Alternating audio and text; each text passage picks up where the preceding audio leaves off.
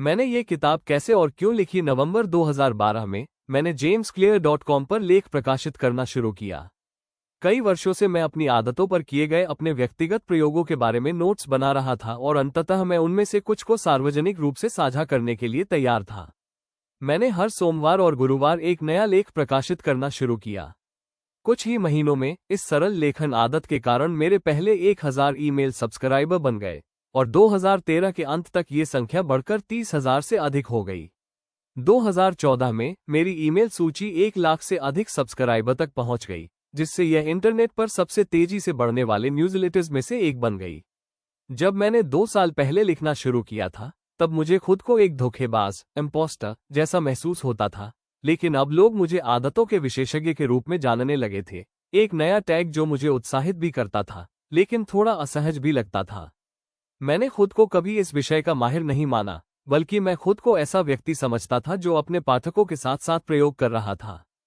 2015 में मेरे email subscriber 2 lakh तक पहुंच गए और मैंने पेंगुइन रैंडम हाउस के साथ एक किताब लिखने का समझौता किया, जिसे आप अभी पढ़ रहे हैं।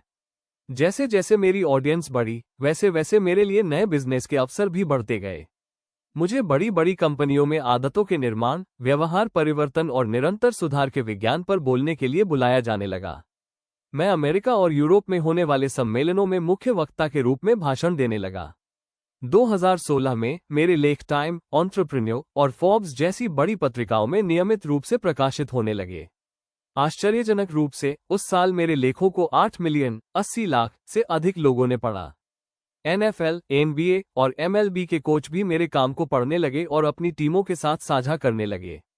2017 की शुरुआत में मैंने हैबिट्स एकेडमी की शुरुआत की, जो जीवन और काम में बेहतर आदतें बनाने के इच्छुक लोगों और संगठनों के लिए एक प्रमुख प्रशिक्षण प्लेटफॉर्म बन गया। फॉर्च्यून 500 कंपनियां और तेजी से बढ़ रहे स्टार्टअप अपने नेताओं को इसमें शामिल करने लगे और अपने कर्मचारियों को प्रशिक्षित करने लगे। कुल मिलाकर 10,000 से अधिक नेता, मैनेजर, कोच और शिक्षक हैबिट्स एकेडमी से प्रशिक्षण प्राप्त कर चुके हैं और उनके साथ काम करने से मुझे ये समझने में बहुत मदद मिली कि वास्तविक दुनिया में आदतों को सफलतापूर्वक लागू करने के लिए क्या आवश्यक होता है। 2017 की शुरुआत में मैंने हैबिट्स एकेडमी शुरू की, जो जीवन और काम में बेहतर आदतें बनाने में रुचि रखने वाले संगठनों और व्यक्तियों के लिए एक प्रमुख ट्रेनिंग प्लेटफॉर्म बन गई। फॉर्च्यून 500 कंपनियां और तेजी से बढ़ते स्टार्टअप्स अपने लीडर्स को नामांकित करने और अपने स्टाफ को ट्रेन करने लगे।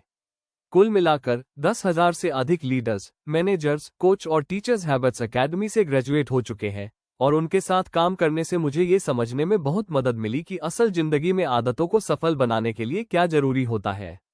जब मैं 2018 में इस किताब को अंतिम रूप दे रहा था, तब jamesclear.com पर हर महीने लाखों लोग आ रहे थे और लगभग 5 लाख लोग मेरे साप्ताहिक ईमेल न्यूज़लेटर को सब्सक्राइब कर चुके थे। ये संख्या मेरी शुरुआती उम्मीदों से कहीं ज्यादा थी, इसलिए मुझे खुद भी समझ नहीं आ रहा था कि इस पर कैसे प्रतिक्रिया दूं। ये किताब आपको कैसे लाभ पहुंचाएगी? उद्यमी और निवेशक नवल रविकांत ने कहा है, एक शानदार किताब लिखने के लिए आपको पहले खुद उस किताब जैसा बनना पड़ता है।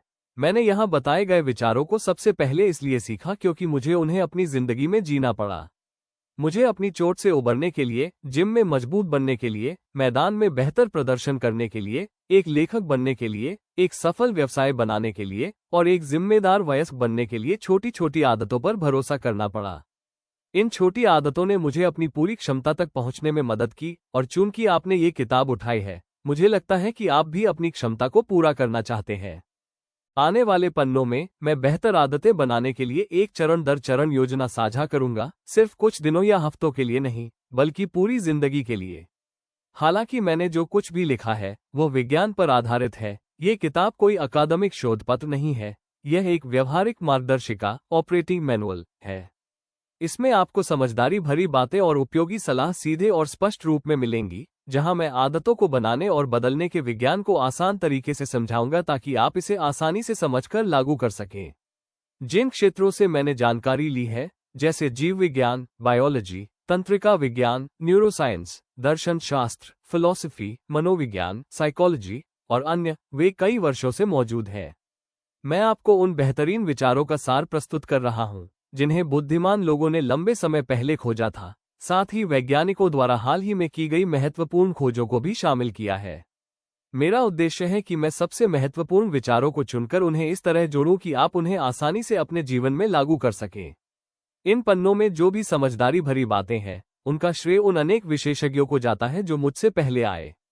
और यदि इसमें कुछ गलत या मूर्खतापूर्ण लगे तो उसे मेरी गलती समझें। इस किताब की रीढ़, मुख्य आधार, मेरी आदतों का 4 चरणीय मॉडल है। संकेत, क्यू, लालसा, क्रेविंग, प्रतिक्रिया, रिस्पॉन्स, और इनाम, रिवॉर्ड, और इन चरणों से विकसित होने वाले व्यवहार परिवर्तन के 4 नियम। जिन पाठकों का मनोविज्ञान में बैकग्राउंड है, वे इन शब्दों को ऑपरेंट कंडीशनिंग से पहचान सकते हैं, जिसे पहली बार 1930 के दशक में B.F. स्किनर ने स्टिम्युलस, रिस्पॉन्स, रिवॉर्ड के रूप में प्रस्तुत किया था, और बाद में चार्ल्स डुहिग की किताब द पावर ऑफ हैबिट में क्यू, रूटीन, रिवॉर्ड के रूप में लोकप्रिय बनाया गया। स्किनर जैसे व्यवहार वैज्ञानिकों ने यह समझा कि यदि आप सही इनाम या सजा देते हैं, तो आप लोगों को एक निश्चित तरीके से व्यवहार करने के लिए प्रेरित कर सकते हैं।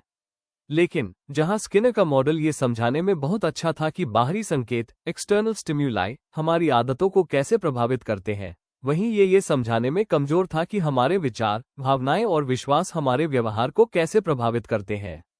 आंतरिक स्थिति, जैसे हमारे मूड और भावनाएं, भी उतनी ही महत्वपूर्ण होती है। हाल के दशकों में वैज्ञानिकों ने हमारे विचारों, भावनाओं और व्यवहार के बीच के संबंध को समझना शुरू किया है। इस किताब में इस शोध को भी विस्तार से बताया गया है। कुल मिलाकर जो फ्रेमवर्क मैं प्रस्तुत करता हूं, वो संज्ञानात्मक, कॉग्निटिव और व्यवहारिक, बिहेवियरल विज्ञानों का एक एकीकृत मॉडल है। मेरा मानना है कि यह मानव व्यवहार के पहले मॉडलों में से एक है जो हमारी आदतों पर बाहरी संकेतों, एक्सटर्नल स्टिम्युलाई, और आंतरिक भावनाओं, इंटरनल इमोशंस, दोनों के प्रभाव को सही ढंग से समझाता है। हालांकि इसमें कुछ शब्द आपको परिचित लग सकते हैं, लेकिन मुझे विश्वास है कि इसके विवरण और व्यवहार परिवर्तन के 4 नियमों, 4 लॉज ऑफ बिहेवियर चेंज, के उपयोग आपको अपनी आदतों के बारे में सोचने का एक नया तरीका देंगे। मानव व्यवहार हमेशा बदलता रहता है, स्थिति से स्थिति, पल से पल, सेकंड से सेकंड। लेकिन ये किताब उन चीजों के बारे में है जो नहीं बदलती। ये मानव व्यवहार के मूल सिद्धांतों के बारे में है, ऐसे स्थायी सिद्धांत जिन पर आप साल दर साल भरोसा कर सकते हैं। ऐसे विचार जिनके आधार पर आप अपना व्यवसाय, परिवार और पूरा जीवन बना सकते हैं। बेहतर आदतें बनाने का कोई एक सही तरीका नहीं है, लेकिन ये किताब उस सबसे अच्छे तरीके का वर्णन करती है जिसे मैं जानता हूँ। एक ऐसा दृष्टिकोण जो आपके शुरुआती स्तर या आप क्या बदलना चाहते हैं, उससे अलग होकर भी प्रभावी रहेगा। इसमें दी गई रणनीतियां उन सभी लोगों के लिए उपयोगी हैं जो सुधार के लिए एक चरण दर चरण प्रणाली की तलाश में हैं, चाहे आपके लक्ष्य स्वास्थ्य, पैसा, उत्पादकता, रिश्ते या इन सभी से जुड़े हों। जब तक मानव व्यवहार इसमें शामिल है, ये किताब आपके लिए एक मार्गदर्शक होगी। तो आज के वीडियो में बस इतना ही। अंत तक देखने के लिए आपका बहुत बहुत धन्यवाद। आपका सपोर्ट मेरे लिए बहुत मायने रखता है। अगर आपको यह वीडियो पसंद आया हो तो लाइक, शेयर और सब्सक्राइब करना मत भूलिएगा। मैं आपसे अगले वीडियो में मिलूंगी। तब तक अपना ध्यान रखें और ऐसे ही सपोर्ट करते रहें।